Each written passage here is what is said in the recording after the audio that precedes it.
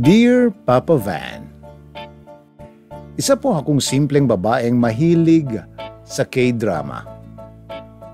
Elementary pa lang ako noon, labis na ang pagkahumaling ko sa mga pelikulang pinagbibidahan ng mga Koreano. Tandang-tanda ko pa nung nasa grade 6 ako. Pinagtityagaan kong manood sa di antena naming TV. Kapag umuulan at halos magkulay gray ang aming screen, pilit kong pinapapihit sa aking tatay ang antena sa labas ng bahay para luminaw ang aking pinapanood. Pataasan kasi ng antena sa lugar namin noon gamit ang kawayang buho. Masayang-masaya ako, Papa Van, kapag napapanood ko ang Which Star Are You From? Poging-pogi ako sa bidang lalaki doon at gandang-ganda naman ako sa bidang babae. Minsan nga ini-imagine ko ako ang bidang babae sa pinapanood ko. Nakakakilig kasi ang bawat eksenang napapanood ko.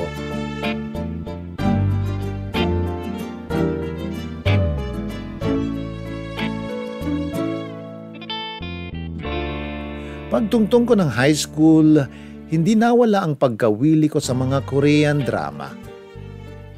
Naranasan ko pang gupitin ang aking bangs para lang maging kahawig ko ang mga Koreanang bida. Hindi ako chinita, Papa Van.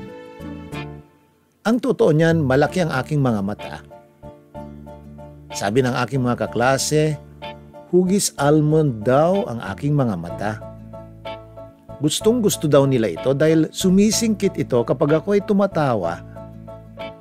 Sabi ng mga kaibigan ng tatay ko noon, mag-asawa daw ako ng mayamang negosyante pagtapos na ako sa pag-aaral. Nakikita daw nila sa akin na magiging maganda ako kapag dalaga na ako, lalo na pag nakapagtapos na ako ng pag-aaral. Mataas ang expectation sa akin ng ibang tao, Papa Van, dahil elementarya pa lang ako, achiever na ako. Pambato ako ng school namin sa mga beauty pageants at mga school's press conference. Oo, Papa Van. Bukod sa pagkahilig ko sa K-drama, mahilig din akong magsulat. Editorial writer ako ng school namin dati. At ako din ang madalas ang representative ng school sa chess tournaments.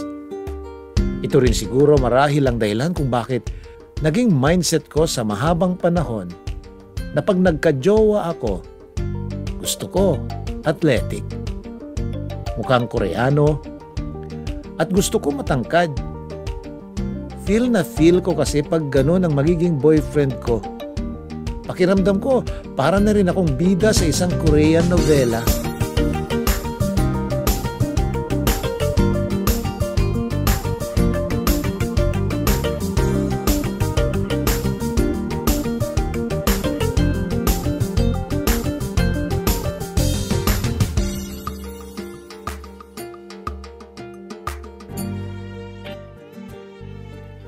Pagtungtong ko ng third year high school, Papa Van, mas naging marupok ako.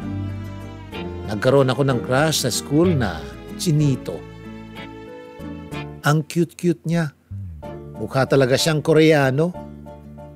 Hindi ko maitago ang paghanga ko sa kanya, lalo na kapag sumasayaw siya. Ang totoo, Papa Van, yung best friend kong gay ang may gusto sa kanya. Magaling kasi tumingin ng pogi yon. Kapag recess time, may sinusundan namin kung saan siya tumatambay. Mukha kaming stalker, Papa Van. Yun siguro ang dahilan kung bakit nahulog lalo ang loob ko sa kanya.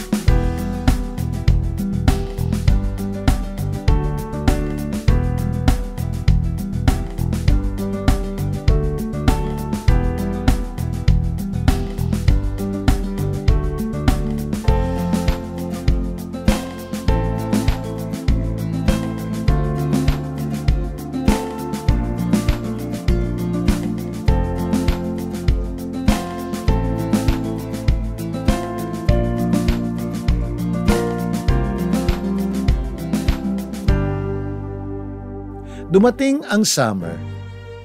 Naglakas loob ako para makuha ang number niya. Inamin ko sa kaibigan kong gay na crush ko ang crush niya. Hindi naman siya nagalit sa akin. Sabi nga niya, sige, iyo na siya. May bago naman na akong crush. Tsaka niya binigay sa akin ang number. Tuwang-tuwa ako noon, Papa Van, kaya agad-agad kong sinave ang number niya.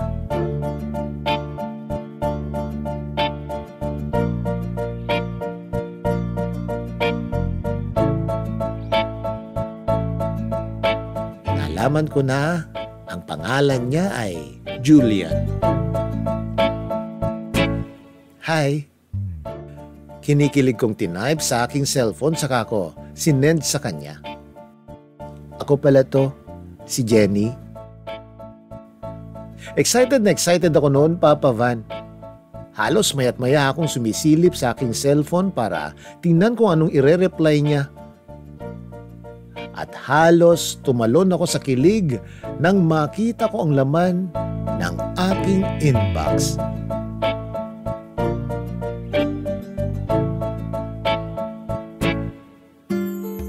Hi, crush. At may kasamang pusong emoji. Hindi ako magkamayaw sa tuwa noon, Papa Van. Ang lalaking patago kong sinusulyapan ay patago din palang nagkakagusto sa akin.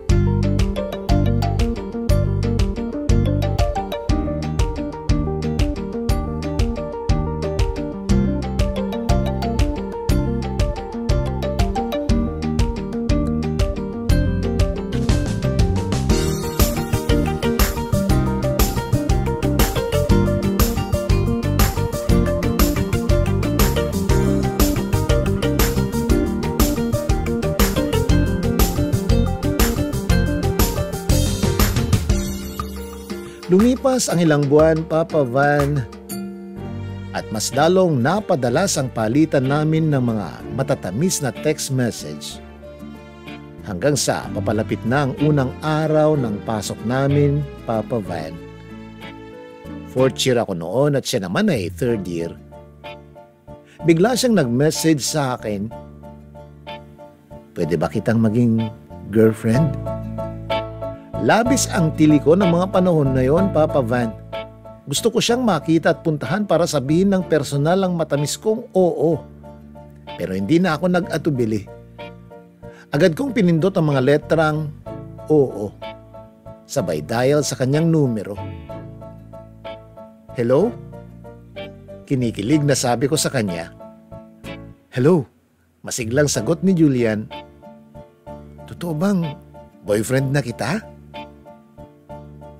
Oo naman, agad niyang sagot.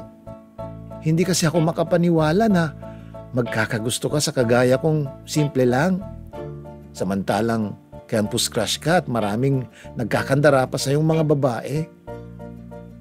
Bakit naman sana hindi? Campus crush ka din kaya? Gustong gusto ka nga ng mga kaklase ko noon. Samantalang ako, tahimik lang na nagkakagusto sa'yo. Nahihiyang ibinahagi ni Julian. Noong mga panahong yon, Papa Van, ako na atang pinakamasayang babae. Para akong nagmistulang bida sa isang Korean novela. Natupad ang isa sa mga fantasies ko. Ang magkaroon ng isang Malakoreanong jowa. Sabik na sabik ako noon, Papa Van, na pumasok. Nag-ayos ako ng sarili, Papa Van, dahil bukod sa iyon ang unang araw ng pasok ko bilang fourth year high school. Yun din ang magiging unang beses naming magkakasama at magkikita bilang magjowa. Nagpariband ako ng buhok noon. Pati ang mga ngipin ko ay pinaayos ko. Mabuti na lang may onti akong ipon noon mula sa mga niregalo ng aking mga tito at tita.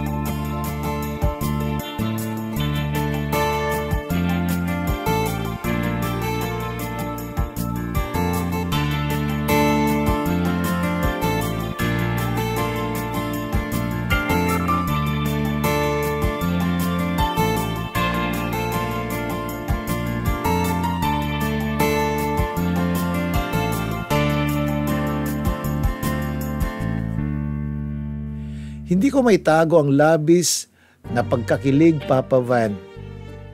Dahil after how many months, nasa harap ko na ang lalaking sa text ko lang nakakausap. Baby, halika. Sabay hawak sa kamay ko. Nagpawis ang mga palad ko noon, Papa Van. Ang sarap pala sa pakiramdam na matawag na baby.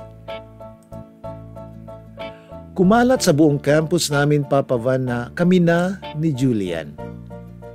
Madaming nalungkot na mga babae noon.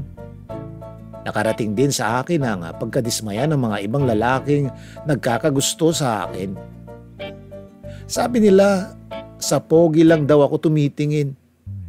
Isa rin to sa dahilan kaya nung tumakbo ako sa school supreme government noon, hindi ako pinalad. Naapektuhan ang popularidad ko sa school noon. Pero baliwala sa akin yun, Papa Van.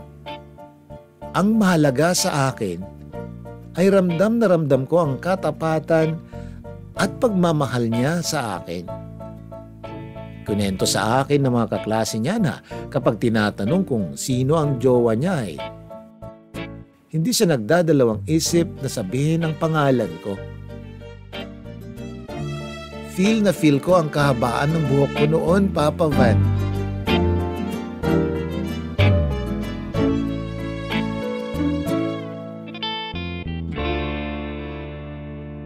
Halos hindi ako nakaramdam ng kalungkutan sa relasyon naming dalawa nung mga panahon na yon, Papa Van. Kung may naging pagsubok man siguro sa aming dalawa, yun ay yung pagtitimpi namin sa mga tukso. Alam kasi namin sa aming sarili na mga bata pa kami at marami pa kaming mga pangarap sa buhay. Kaya kahit gaano kahirap, ay pilit naming pinaglalabanan ang tukso.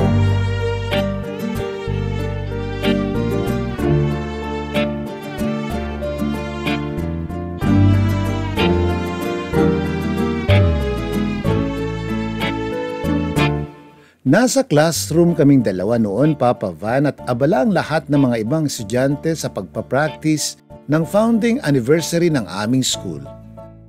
Naiwan kaming dalawa sa classroom para kainin ang aming merienda. Habang nakasandal sa aming bookshelves, ay hindi ko napansin na bigla siyang tumayo sa aking harapan. Niyakap niya ako at agad niyang idinampi ang kanyang mga labi sa aking mga labi. Nagulat ako at halos hindi makagalaw noong mga panahon na yon. Nag-init ang aking pisngi at naramdaman ko kung gaano niya ako kamahal. Bumawi ako ng halik at tumagal ng 1 minuto ang lagay naming ganon. Mamula-mula ang aming mga pisngi nang maghiwalay ang aming mga labi. Yun ang unang pagkakataon na nagdikit ang aming mga labi. Yun ang aming unang halik. Binuksan niya ang cellphone at may pinakita siya sa akin. Kitang-kita ko, Papa Van, na nakunan niya ng litrato ang aming first kiss. Sabi niya, itatago ko ito sa gallery para may memories tayong dalawa. Para pag graduate ka na at namimiss kita, may nakikita ako. Kilig na kilig ako noon, Papa Van, dahil sa telenovela ko lang nakikita ang mga ganung senaryo. Kinaumagahan, pumasok ako ng school, Papa Van. Nagtataka ako, Papa Van, dahil parang gulat na gulat ang iba kong mga kaklase sa akin. Parang may gusto silang sabihin sa akin pero hindi nila masabi. Maya-maya ay lumapit ang aking best friend na si Ella. Girl, pinagpipiestahan ngayon sa ibang section ng picture nyo ni Julian. Ha? Anong picture? Nagtataka kong tanong. Ayan o. Sabay pakita sa akin ng picture namin ni Julian na magkahalikan. Hindi ko alam noon, Papa Van, kung anong magiging pakiramdam ko. May mga bulungan akong naririnig noon na hindi ko masikmura. Pero ang umagaw pansin sa akin ay ang balitang nakarating na si Julian daw mismo ang nagkalat ng picture naming dalawa. Para akong nasakluban ng langit at lupa ng mga panahon na yon. Lalo na nung nakarating sa aking mga magulang ang eskandalong nangyari. Umuwi ako noon na umiiyak. Hindi ako pumasok ng ilang araw noon, Papa Van, dahil iniisip ko baka kutsain lang ako ng aking mga kaklase at kaibigan. Isa pa, pinili ko na lang munang huwag kausapin si Julian. Hindi ko sinasagot ang mga tawag at text message niya. Mabuti na lang at busy ang school ng mga panahon na yon. Kaya hindi kami masyadong minimit ng mga teacher para magklase. Sinamantala ko ang panahon na yon, Papa Van, para mamalagi sa bahay. Hindi naging maganda ang dating sa magulang ko ng mga nangyari, Papa Van. Galit na galit ang tatay ko noon. Mabuti na lang at kinausap siya ng aking nanay. Pagkatapos ng ilang araw, ay pumasok ako ng school na dala-dala pa rin ang sama ng loob. Nagkita kami ng kaibigan ni Julian at pinigilan ako sa paglakad para kausapin. Kausapin mo na si Julian. Hindi siyang nagkalat ng pictures nyo. Aksidente ko lang yun nakita sa gallery niya nang may pinapakita siya sa akin tungkol sa games. Hindi ko naman ina-expect na may nakatingin sa likod namin at pinagpasapasahan ng cellphone niya.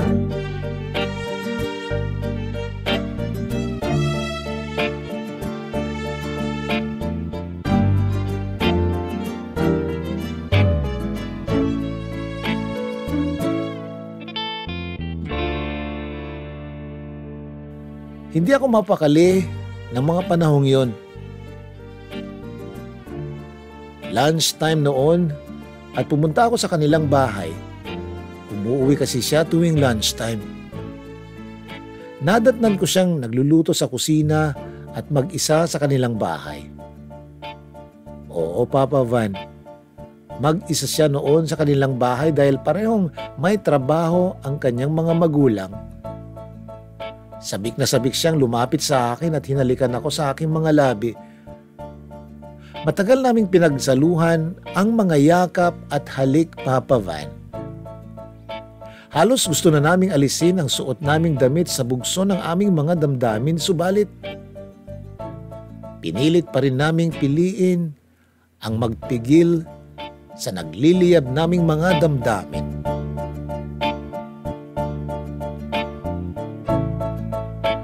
Naglayo ang aming mga labi na hinihingal at saka naming niyakap ang isa't isa. Mahal na mahal kita, Jenny. Huwag mo kong hihiwalayan, ha?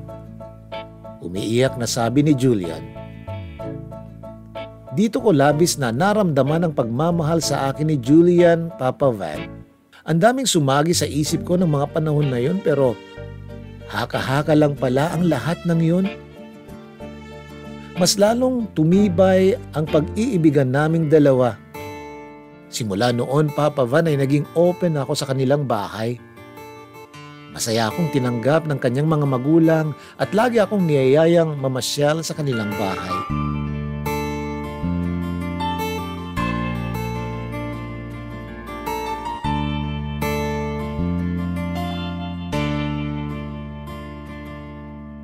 Malapit na akong magtapos ng high school noon, Papa Van. Habang papalapit ang aming graduation ay mas lalo akong nakakaramdam ng halo-halong emosyon. Na-excite ako noon at the same time nalulungkot dahil magkakalayo kaming dalawa. Nag-set ang buong klase noon ng tila farewell party para sa aming batch.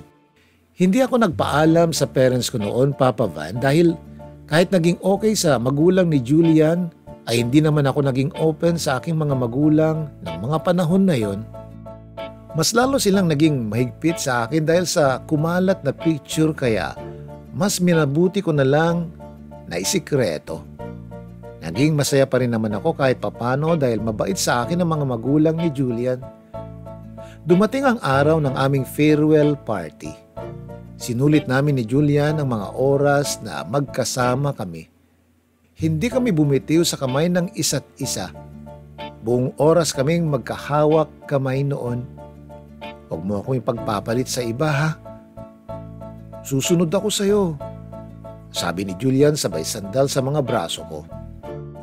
Tango lamang ang naging tugon ko sa kanya ng mga panahon na yon nang makita ko ang isang kaibigan ko na takot na lumapit sa akin. Jenny, andyan ang tatay mo, hinahanap ka at sinusundo. Ha? Gulat na sabi ko.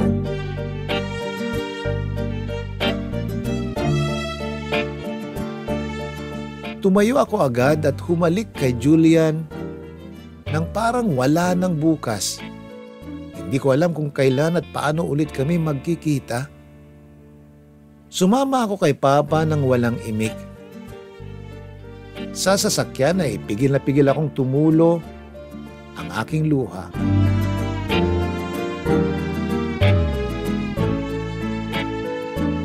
Sumapit ang araw ng graduation at hindi man lang kami nakapagpaalam ng maayos sa isa't isa.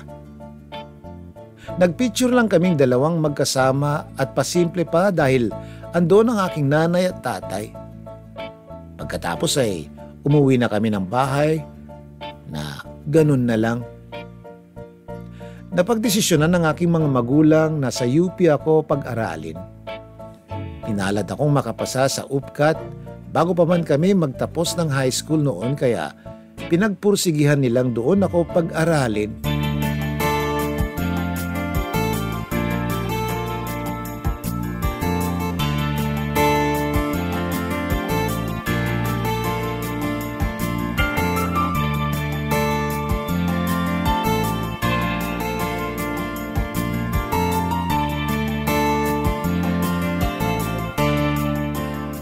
Lumipas ang ilang buwan at hindi ko na malayan, napuputol na pala ang komunikasyon namin ni Julian. Hindi na ako nagre-reply sa mga messages niya dahil naging busy ako sa paghahanda ako sa kolehiyo.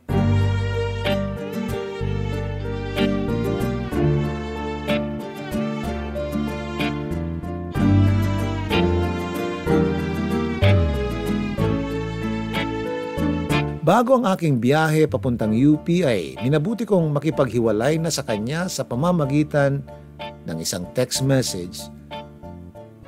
Alam kong labis niyang kinalungkot yon, pero naisip ko kasing hindi ko kakayanin pag long distance relationship. Naging matigas ako noon, Papa Van, at mas piniling mag-focus sa aking pag-aaral. Naniniwala kasi ako noon na kung kami ay para sa isa't isa, paglayuin man kami ng tadhana, ay magiging kami pa rin sa huli.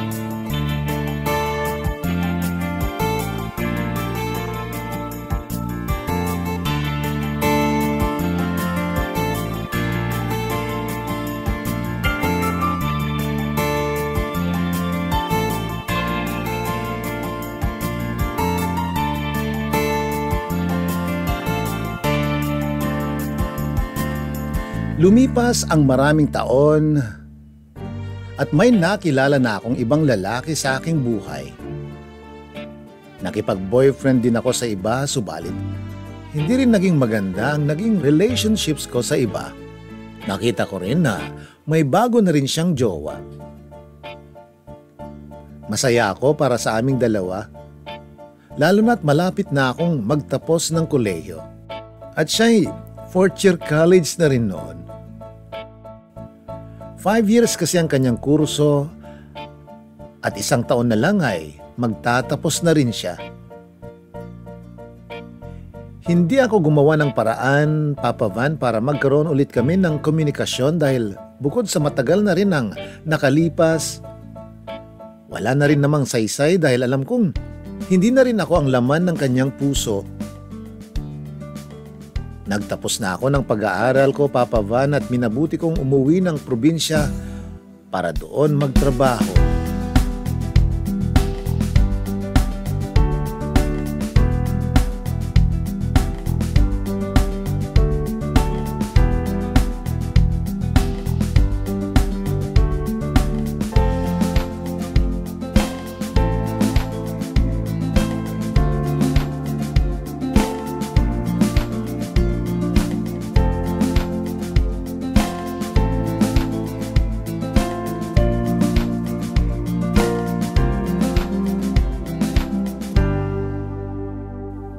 Dalawang taon nang nakakalipas, Papa Van, at may maganda na akong trabaho sa aming probinsya. Habang naglalakad sa isang mall ay may nakasalubong akong isang lalaki. Singkit ang mata at tila pamilyar sa akin ang mukha. Kumabog ang dibdib ko, Papa Van. Habang papalapit siya sa akin ay parang bumalik ang lahat ng nakaraan. Uy, kumusta ka na?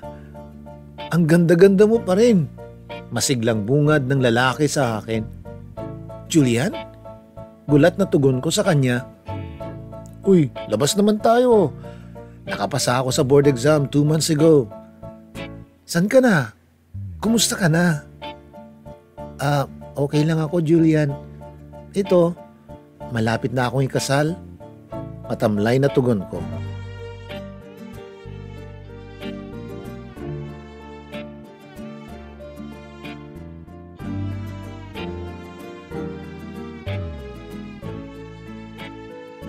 Nakita ko ang pagkadismaya sa mukha ni Julian, Papa Van.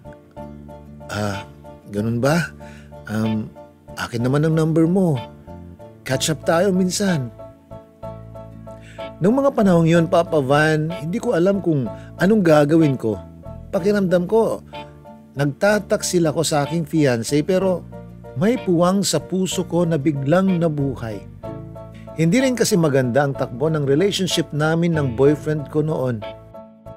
Parang inisip lang namin magpakasal ng biglaan kahit napaka-toxic ng aming relasyon dahil ayaw ako ng kanyang pamilya. At nagiging komplikado na ang mga bagay. Sobrang gulo ng isip ko ng mga panahon na yun, Papa Van. Ilang araw akong hindi nakatulog.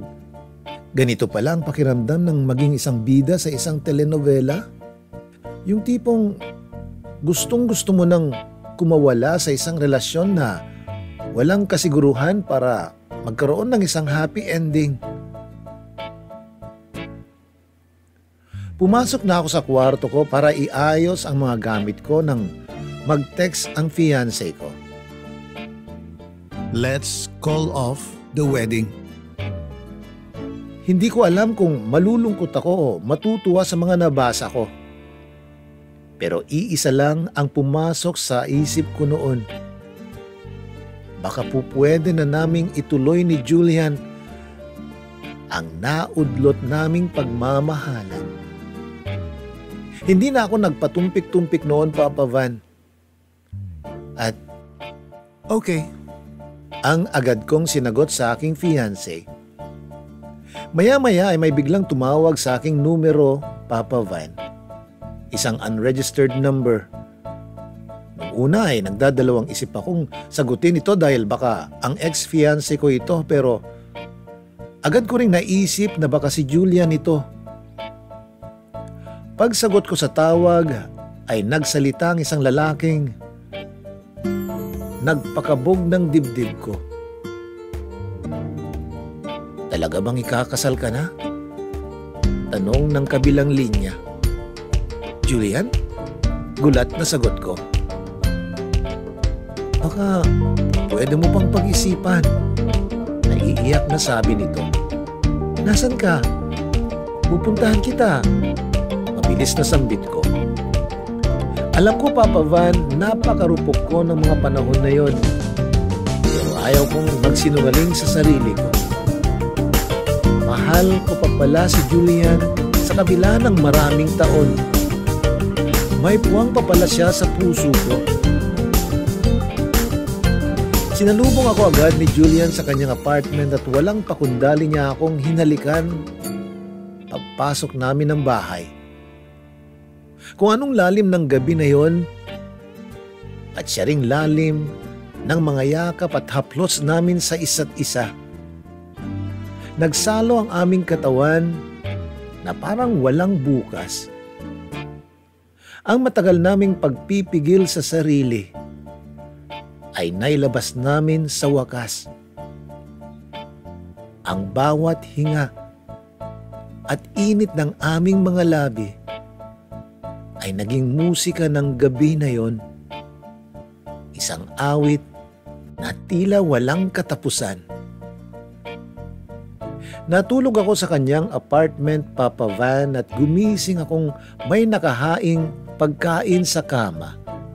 Halika na, mag-agahan na tayo. Sabay halik sa aking pisngi. Ramdam na ramdam ko ang mga inipon niyang pagmamahal para sa akin, Papa Van. Bakit hindi mo ako sinundan? Curious na tanong ko. Bakit mo ako iniwan? Balik na tanong niya. Baka kasi hindi ko kayanin ang long distance relationship. Tugon ko habang pinagmamasdan ang kanyang mga mata. Yumakap siya sa akin at idinikit ang ulo. Natakot ako noon na baka saktan ka ng mga magulang mo pag pinuntahan kita sa inyo. Kaya kahit masakit sa akin, hindi ko na lang pinaglaban ang pagmamahal ko sa'yo. Mas pinili kong maging masaya ka at magkaroon ka ng magandang kapalaran. Pero sa pagkakataon na to, hindi na ako papayag na mawala ka pa sa akin, Jenny. Mahal na mahal kita.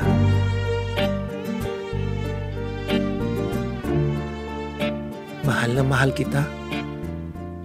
Julian, sambit ko at muli na naman nagtagpo ang aming mga labi.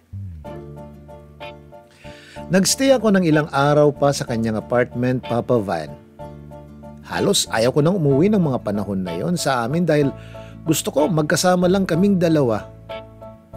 Ang daming tawag at miss call ng aking mga magulang noon pero hindi ko yon inalintana dahil ang mahalaga sa akin ay magkasama kami ng taong mahal ko ngayon.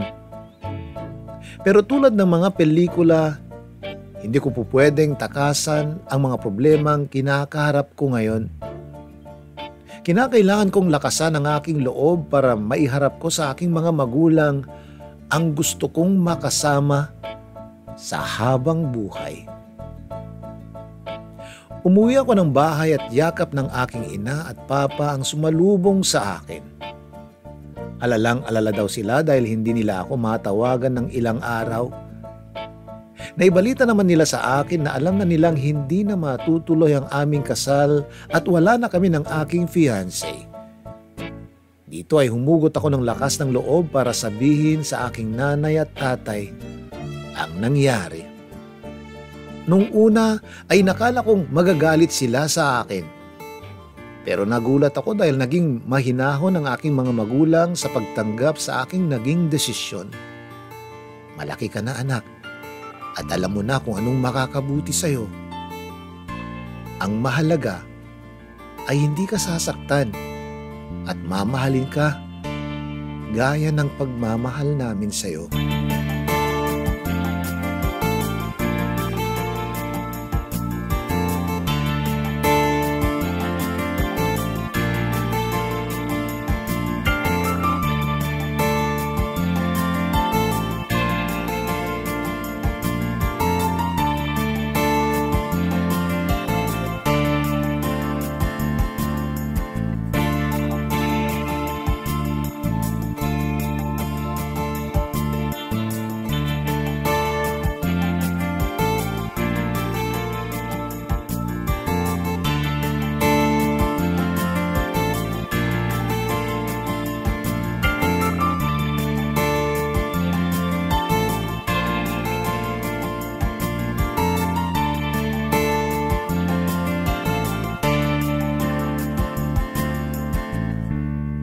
Isang taon ang nakalipas, Papa Van, at naging maganda ang takbo ng relasyon namin ni Julian. Napakaganda ng kanyang trabaho ngayon at unti-unti na rin siyang nakakapag-ipon. Naghahanda kami noon para sa kaarawan ng kanyang nanay nang biglang tumambad sa akin ang isang jewelry box. Nang mga sandali na yon ay alam ko na kung anong mga susunod na mangyayari. Tumulo ang luha sa mga mata ko.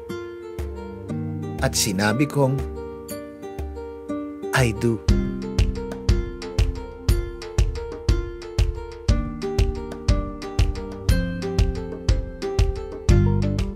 Naging challenging ang unang 3 taon ng aming kasal dahil nag-abroad siya. Nagkaroon kami ng maayos na bahay, sasakyan at onting business dahil sa pagtutulungan naming mag-asawa.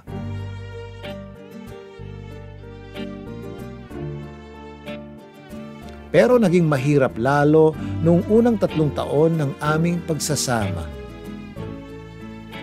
Masyado lang busy sa trabaho, Mami, kaya hindi ako masyadong nakakatawag. Baka naman busy ka sa babae. Pagalit kong sagot kay Julian saka siya binabaan ng cellphone. Hindi naging payapa ang unang 3 taon ng pagsasama namin, Papa Van. Ang mga masasayang alaala ay natakpan ng pag-aaway at tampuhan. Maraming pagkakataon na sinubok ang aming pagmamahalan. Minsan ay gusto na naming maghiwalay pero mas pinipili naming ayusin at paigtingin ang tiwala sa isa't isa. Isa rin marahil sa dahilan kung bakit kami nahirapan ay dahil sa wala pa kaming anak. Hindi dahil sa may problema kaming dalawa, ngunit mas pinili muna naming mag-ipon at magkaroon ng sariling bahay at sasakyan. Ginusto ko ring sumunod sa kanya sa ibang bansa pero mas pinili kong manatili sa aking trabaho sa Pilipinas dahil matagal na rin ako rito at mahal ko ang aking trabaho.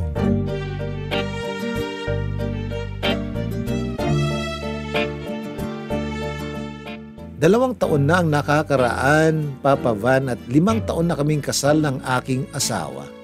Nagdidilig ako ng mga halaman noon at biglang may yumakap sa likod ko. Ang mga yakap na yun ay kabisado ko na kung kanino. Ang bigat ng kanyang mga braso at yapos ay tansyado ko na. Humarap ako at nakita ko si Julian. Nakauwi na ako, sabi niya sabay halik sa aking mga labi. Hindi ka na ba aalis ulit? Naiiyak kong tanong. Hindi na, dito lang ako. Kasi bubuo na tayo ng pamilya. Sabay buhat sa akin, sa loob ng bahay. Nang mga oras na yon, Papa Van, ay wala kaming ibang inisip kundi ang mga masasayang alaala. Alam ko sa sarili ko noon na yun na ang magbubunga sa aming pagmamahalan. Habang tahimik ang paligid ay sinamantala naming dalawang namnamin ng bawat oras at yapos ng bawat isa. Dito namutawi sa aming mga labi ang mga katagang, "Love is sweeter the second time around." Sabay tawa at muling paglaro ng mga labi. Papa Van, ngayon ay may kambal na kaming anak. Nagpapasalamat kami sa Diyos dahil lumaki silang malusog at matatalino. Kuhang-kuha ng aming mga anak ang singkit na mata ng kanilang tatay. Hindi nawawala ang sweetness namin sa isa't isa, Papa Van. Ang totoo niyan, kasama ko siyang nanonood ngayon ng mga K-drama sa Netflix. Maski siya nahiligan na din ang mga paborito kong Korean drama.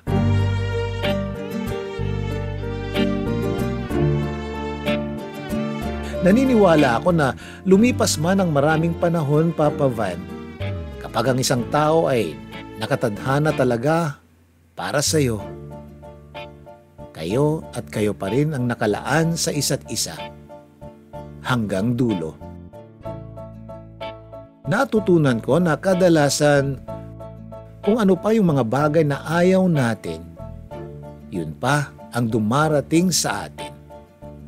Pero magtiwala ka sa Diyos dahil anuman ang season ng buhay na pinagdadaanan mo ngayon, isang bagay ang sigurado. Laging maganda ang plano ng Diyos para sa'yo. Nagmamahal, Jenny.